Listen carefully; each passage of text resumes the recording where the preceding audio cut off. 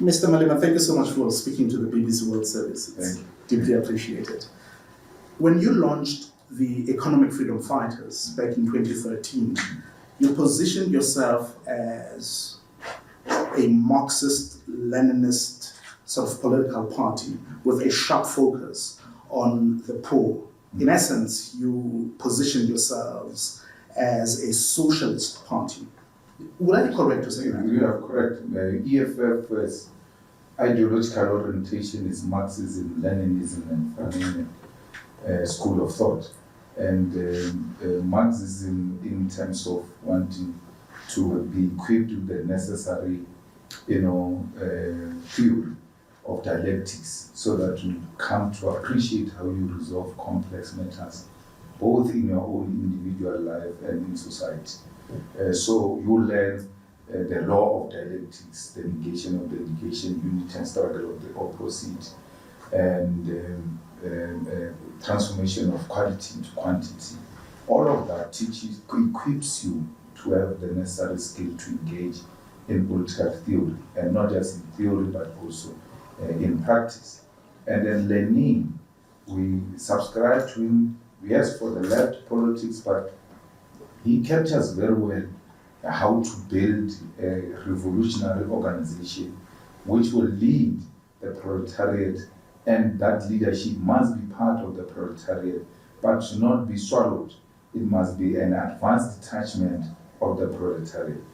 And Fanon then teaches us about race, about post-colonial government which came in as revolutionaries and actually continued with the same things that the colonizers were doing. And he teaches us about black consciousness and Pan-Africanism, because at the end of everything else, we ought to remember who we are and locate ourselves in the geopolitics. Right. In practical terms, what does socialism look like in Africa? In other words, what sort of policies are we talking about here? We're talking about a policy where the state controls the strategic means of production. So anything strategic in the economy, the state must be in control. But when you say the state must be in control, people think that you are talking about the total 100% state ownership of that particular sector, which is incorrect. So we are saying there are certain things that we cannot entrust an individual private companies to provide. Things like railway lanes, things like ESCOM, things like water. I mean, just imagine that the South African electricity is now assigned to Rupert. And human beings are emotional beings. He just wakes up one day and says, these people have made me angry, and he switches off the electricity. It can't be an individual decision on who gets electricity or not. It must be a state responsibility. The ownership of the Reserve Bank, the ownership of the monopoly industries, and so on and so forth. You don't close out private ownership, but it can't be dominant. So ultimately, the state has to be central. The state must be central. Give me an example on the African continent of a state that is doing exactly that successfully.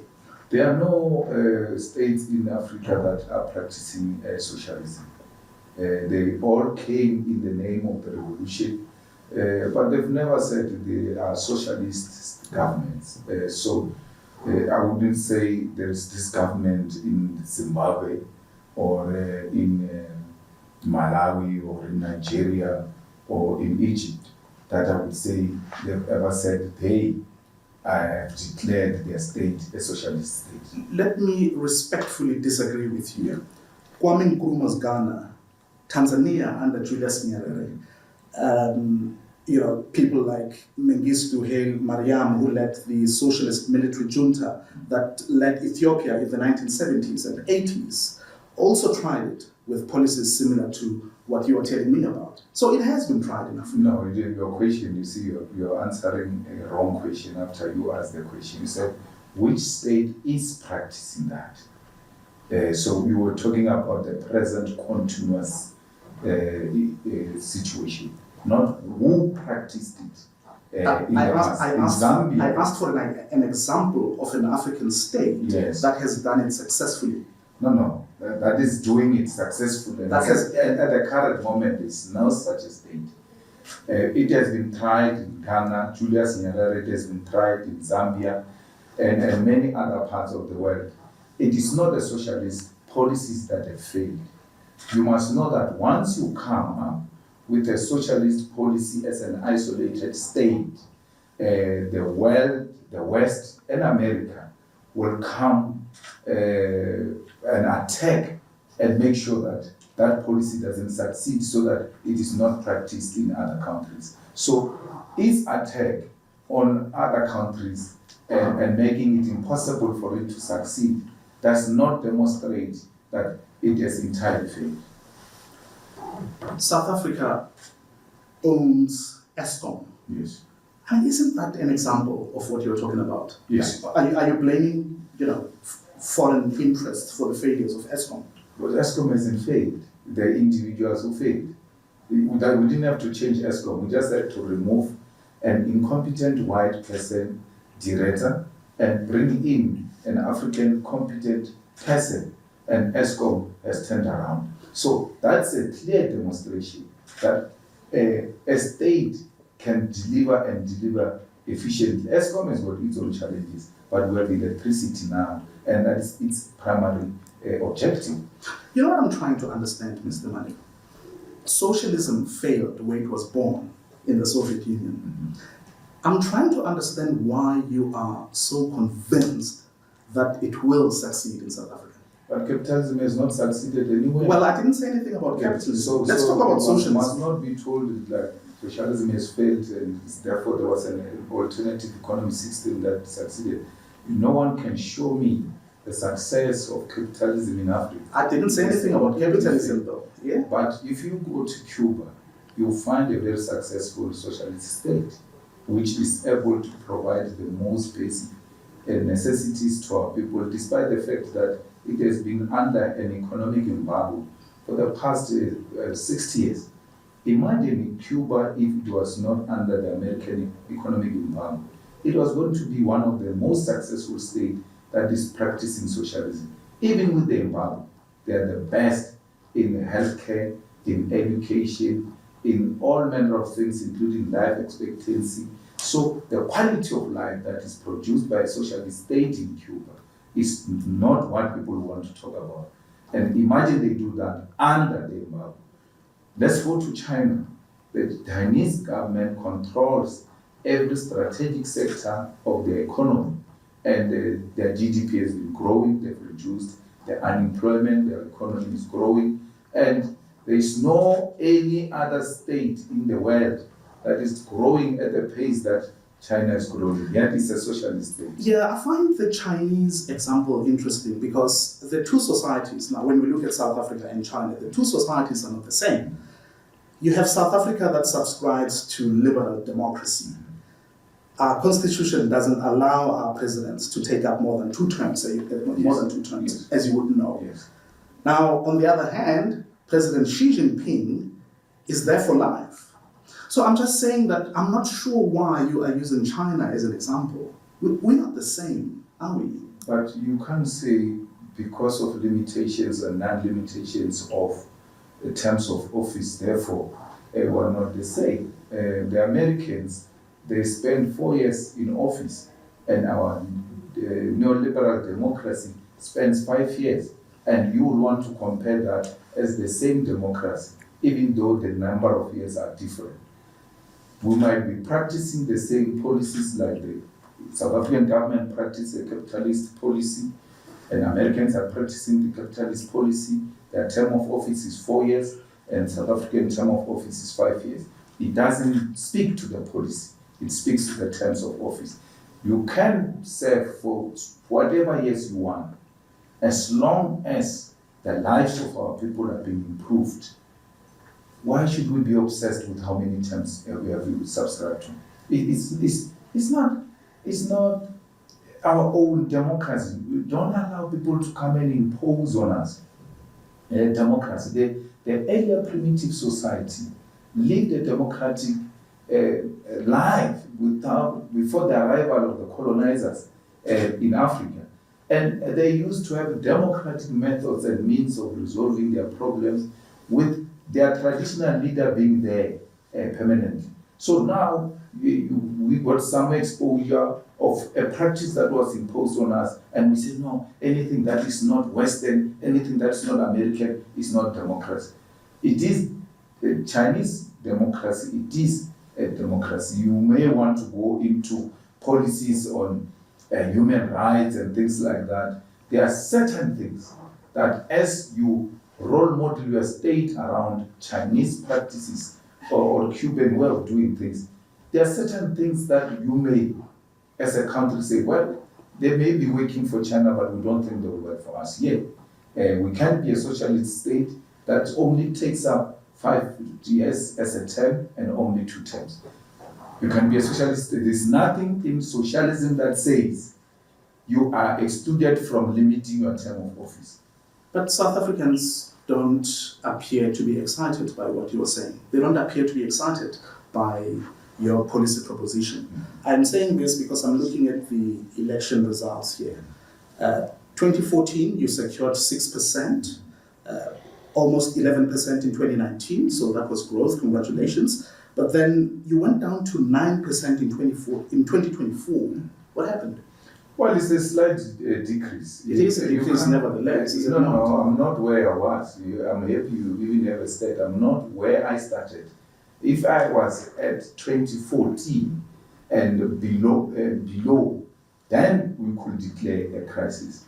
There was a phenomenon that arose in South Africa of MK, which we underestimated it and never thought it would have the impact it did.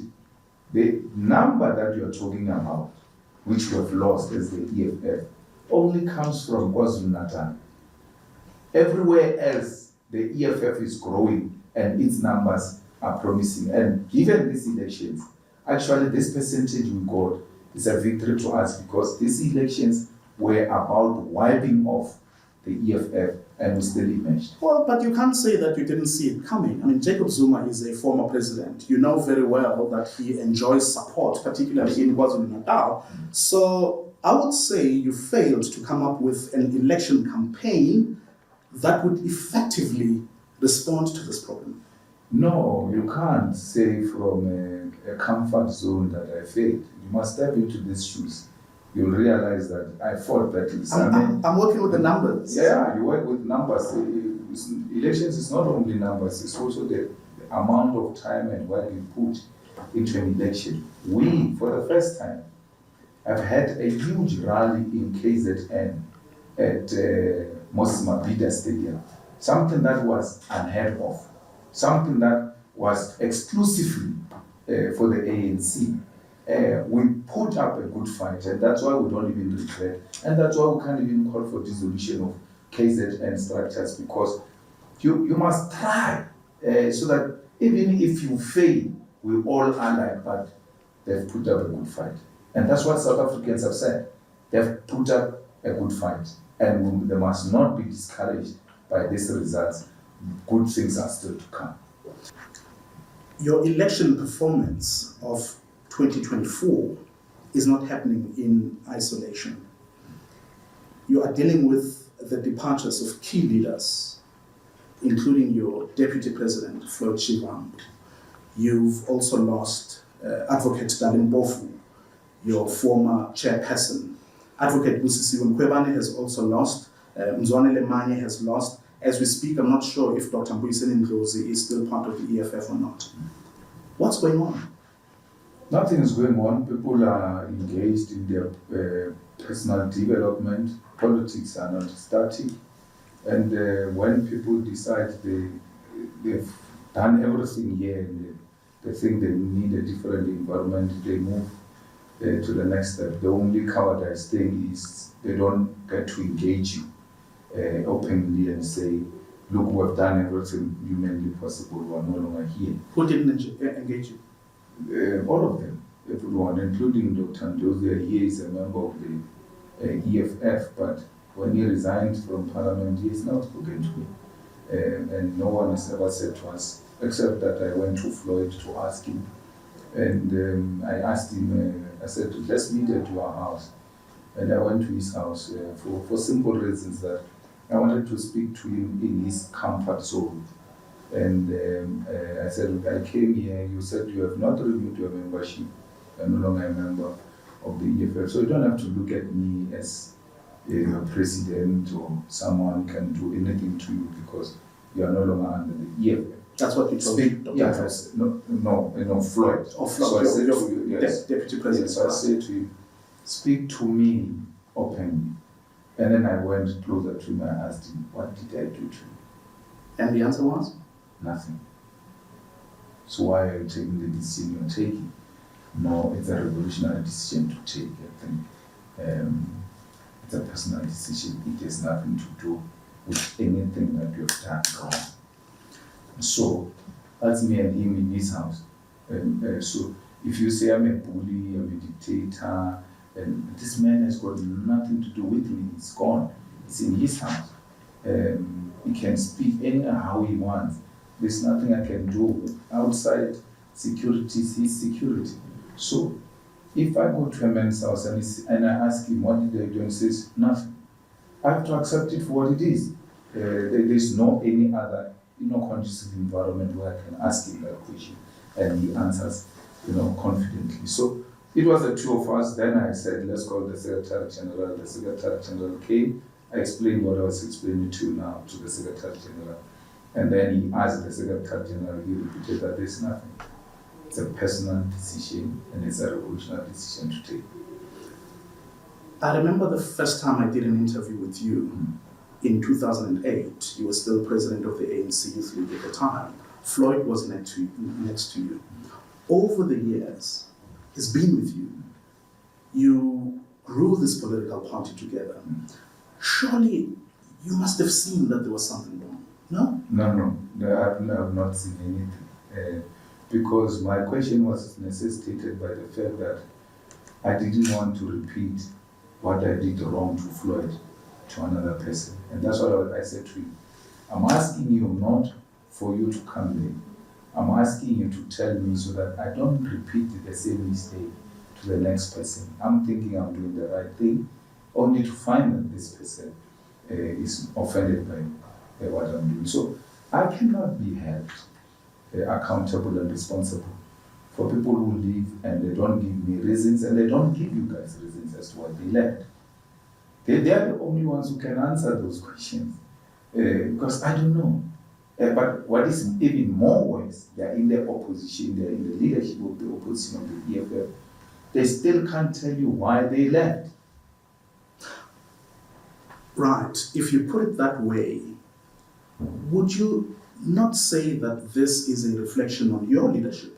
So, because I can imagine, an EFF supporter saying, well, Mr. Malema did well to build a strong political brand. This political party is now in parliament, etc. But maybe it's time for you to step aside and give somebody else a chance to come in with fresh ideas and take the EFF to the next level. People are leaving. Surely, it is a reflection on your leadership.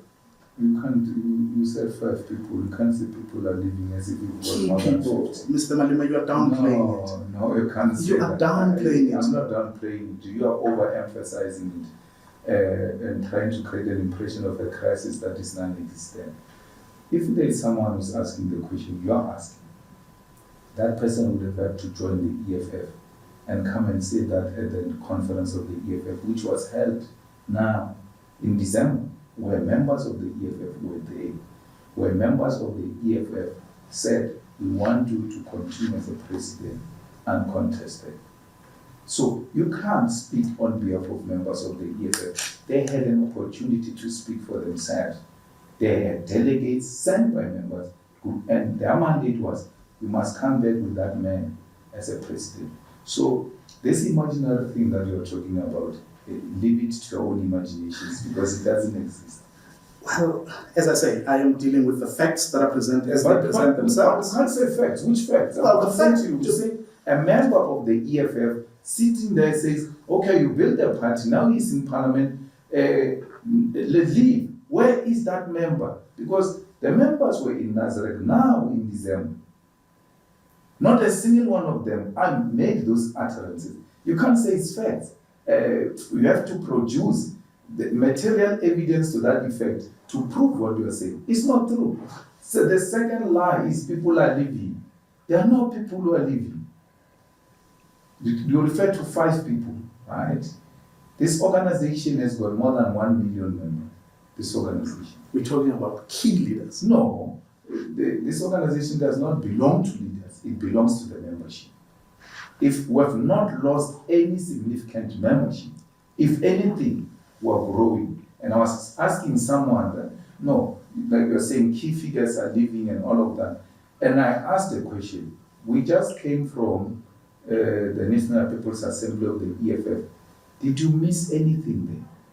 Would you say there was something that was happening or was not happening because certain people have left? We didn't miss them? Because you can come with a brilliant idea as an individual, but it will be subjected to collective interrogation. And once a collective decision has been taken, your individual ideas dwindle into insignificant. They become organizational positions. I might have participated in the formation of the EFF. So what? It doesn't mean anything because the idea came, I subjected it to the collective took it over. What I thought before is insignificant. What matters is the collective. The EFF's collective is solid and its membership is growing day to day. And we will demonstrate at the anniversary of the EFF how this organization is going to be when it turns 12.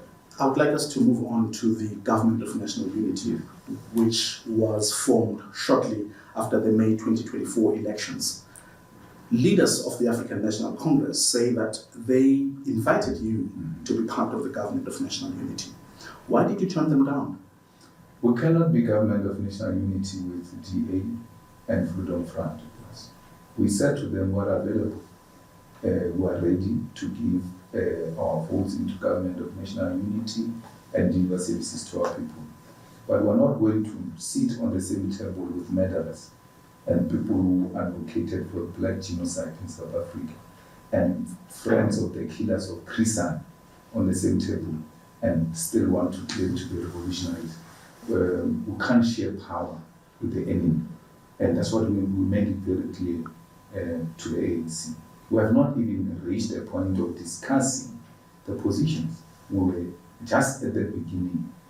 It's us and you and any other party except the DA and the Freedom Front Plus.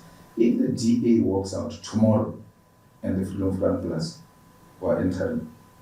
But if that's your position, how will ordinary South Africans see what the economic freedom fighters is capable of? Because surely this is a stage that enables you to demonstrate what you can do in government, no? We were doing that at the metros, in the municipalities. Yeah, but now we're talking about the executive power. We're talking about cabinet. We're talking about government. People want to see what you can do. And people are beginning to see what they are missing by not electing the EFF. Because if you go anywhere where the EFF governs, the situation in those departments have improved. So we're not going to be disparate to demonstrate our capabilities by sleeping with the enemy. We're refusing that.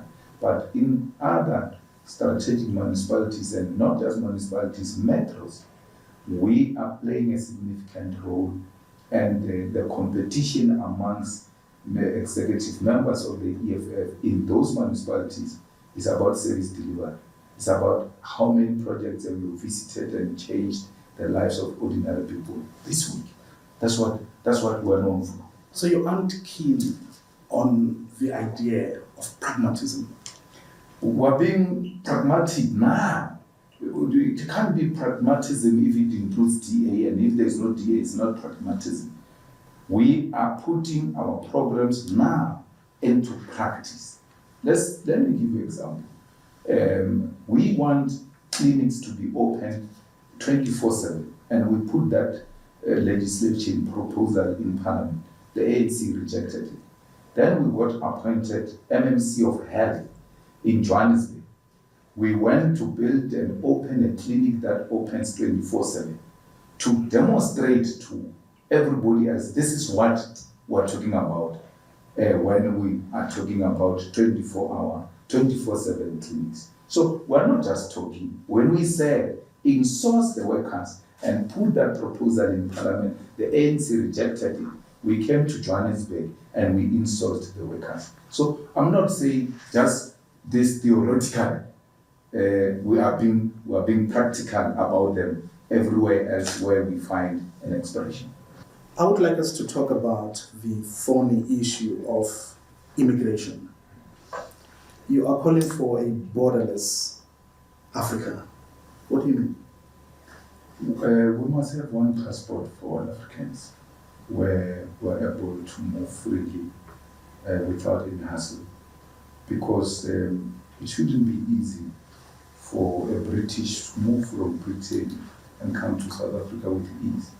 And it becomes difficult for one of the African countries to come in because there are so many requirements of this and that when we are all living under one continent. If there's no free movement of goods and people, this African economy is stuck. The only way we're going to grow this economy is when we start trading amongst ourselves. It's when we start exchanging cultures amongst ourselves. It's when we start doing what Europe is doing. They give a Shanghai visa, you wake up in Italy, you eat breakfast and then you eat lunch in Paris without a hassle. But we're asking for the same thing, it becomes a big problem. It becomes a sponsored outrage that the EFF wants to bring all Africans here. It's not true. Even myself, I'm from Limpopo, and there's no border between Limpopo and Johannesburg. I came to work here. When the work closes, I go home. No one wants to come and stay here. We've got our own ancestral homes. But we cannot deny people to go and look for greener pastures all over the continent simply because they are Africans. That is wrong, and that is backwardness. Actually, people are going beyond these borders now. In most rural areas that are far from the gate, there's no fence. People wake up in the morning to come and attend the celebration this side and then go back in the evening without any hassle. People are now marrying into each other, people are now impregnating each other, and when the child is Zimbabwean and the mother is Zimbabwean and the father is South African, what happens to this child? So, I'm not saying people must not be documented. When I started, I said, we must all have one passport, which means we must all be documented. You see, that's an interesting one, and I would like to pick up on exactly that, because you recently said African immigrants must find creative ways to get into South Africa. What did you mean by that? It sounds like you are advocating illegal immigration. No.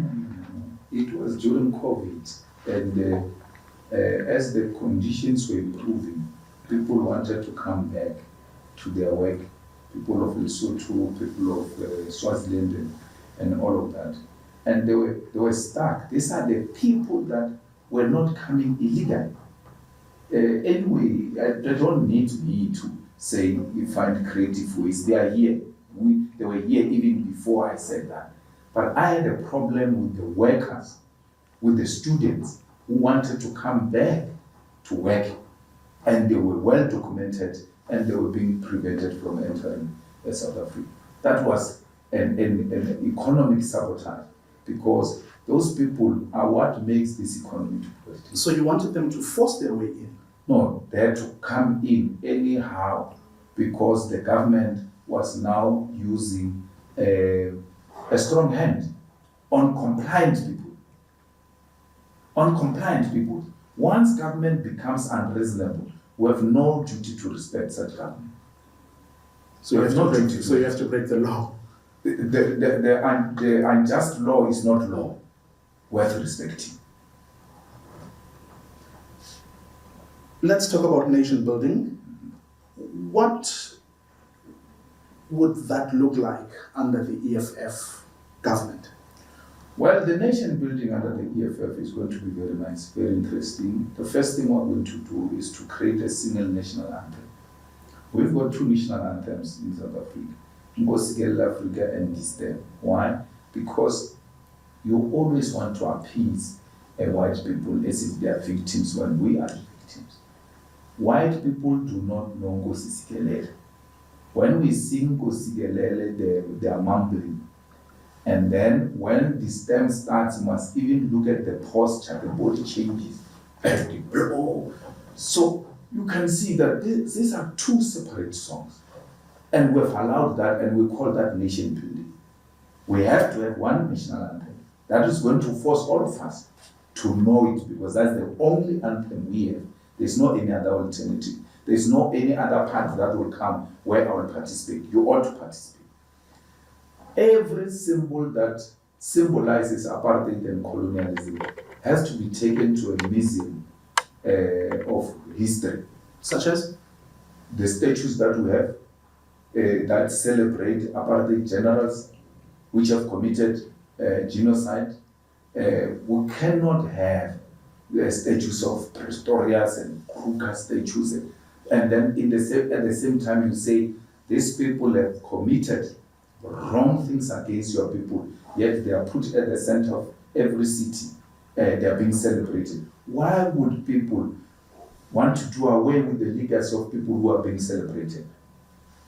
Public space should be meant to celebrate people who have done good for South Africa and for the nation. So that's one of the things that we'll do.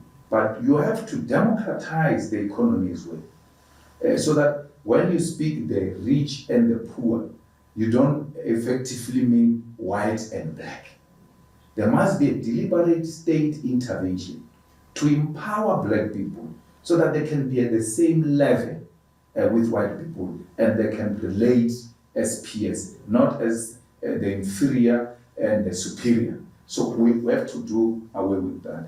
We have to change the content of the curriculum that we teach, both at pre-tertiary and at tertiary level, because only a decolonized education that affirms Africanness and blackness of our own people will be able to restore in them the confidence to be human beings and not regard themselves as subhuman. So all of that, white people will never resist it. White people are pushing their limits to check if they can find their way. From 1994, look at how they loved Mandela, these guys. If Mandela had said, this is the national anthem, white people would be knowing the national anthem by now. They just want a clear policy direction and they will follow that.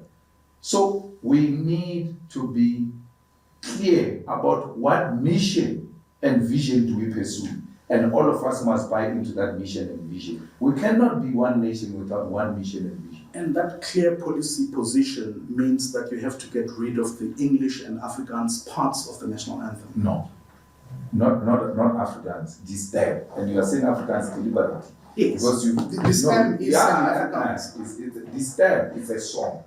This time is not in Afrikaans. Yes, it's a song in Afrikaans. So you don't say you want to remove Afrikaans, you're problematizing it.